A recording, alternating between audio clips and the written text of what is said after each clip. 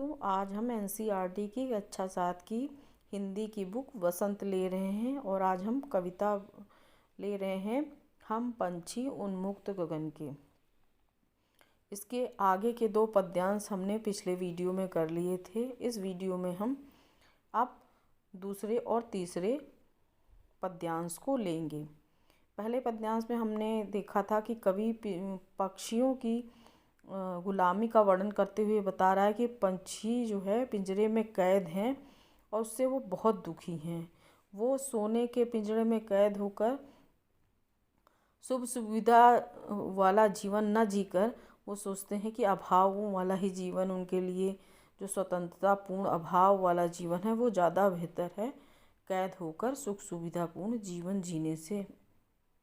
अब आगे की पद्यांश में कवि बता रहा है कि जब वो कैद हो गए हैं पंछी, तो वो उन्हें कैसा महसूस हो रहा है, उनकी शक्ति कैसी हो गई है और उनकी क्या अभिलाषा थी, इन सब का वर्णन कवि कर रहा है। तो चलिए हम पढ़ते हैं, फिर अर्थ भी समझते हैं।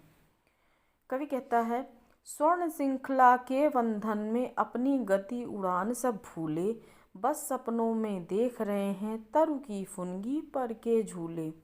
ऐसे थे अरमान की उड़ते नीले नभ की सीमा पाने, लाल किरण सी चोंच खोल चुगते तारक अनार के दाने।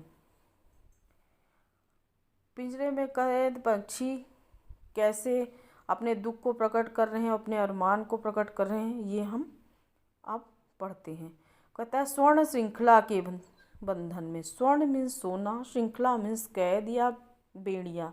तो यहाँ पिंजरा, इसका अर्थ लिया जाएगा कि सोने के पिंजरे में बंद होकर हम अपने उड़ने की शक्ति, उड़ने की गति सब कुछ भूल चुके हैं।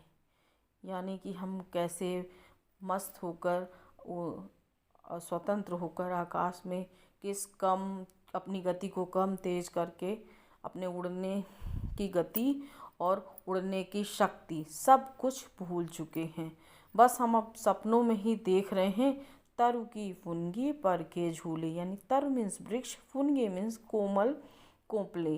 वो कह रहे हैं कि हम अपने उड़ने की शक्ति और उड़ने की गति सब कुछ भूल गए हैं और सपने में ही वृक्षों की मुलायम मुलायम कोपले और अपने पंखों रूपी झूले को हम सपने में ही देख रहे हैं। अब आगे अपनी इच्छा व्यक्त करता है कि वो क्या सोचते थे, क्या करेंगे। वो कहता है, ऐसे थे अरमान की उड़ते नीले नभ की सीमा पाने, लाल किरण सी चोंच खोल चुगते तारक अनार के दाने। उनकी ये इच्छा थी कि पूरे नीले आकाश का हम पूरे आकाश को माप डालते, यानी अपने उड़ने की शक्ति से उड़ उड़ के हम पूरे आकाश का ओर छोर माप डालते और आकाश में जो तारे हैं ना, वो उन्हें छिटके हुए अनार के दानों जैसे प्रतीत हो रहे थे।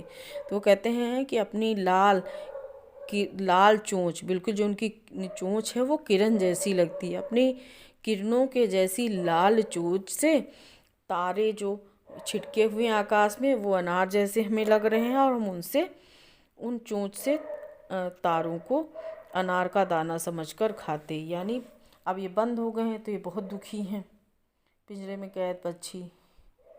तो अपने अरमान को व्यक्त कर रहे हैं या अपनी अभिलाषा को व्यक्त करते हुए कह रहे हैं कि हम ऐसा सोचते थे कि हम ऐसा करेंगे, पर हम कर नहीं सकते क्योंकि हम पिंजरे में कैद हैं। यहाँ कवि बता रहा है कि बंधन में होना कितना कठिन है। व्यक्ति अपने सपनों को, अपनी इच्छाओं को पूरा नहीं कर पाता, बस वो सोच के ही रह जाता है। लेकिन अगर वह व्यक्ति स्वतंत्र हो तो अपनी सारी इच्छाओं को अपने सामर्थ्य से, अपनी शक्ति से पूर्ण कर लेता।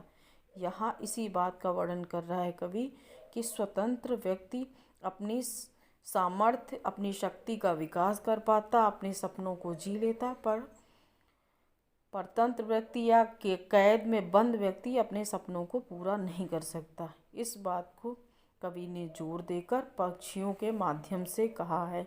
उम्मीद है आपको ये भावार्थ और कविता का मूल सार भी समझ में आया होगा। आगे की लाइनें हम अगले वीडियो में पढ़ें।